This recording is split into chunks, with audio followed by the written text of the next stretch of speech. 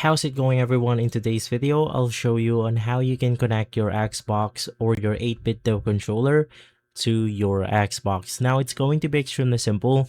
Basically, if you're using something like the wired version of the 8bitdo, just plug the wire onto the USB-C port and then plug the other end on your Xbox, and from there you should be good to go. But if you have gotten yourself something like the wireless connection, which is going to be this one, basically there's two ways to connect this, and the easiest one is by using the dongle that comes with the controller. So you just want to plug this dongle onto the actual USB port of the Xbox, which is going to be something like this one. So just plug the dongle, and from there the controller is ready to be connected.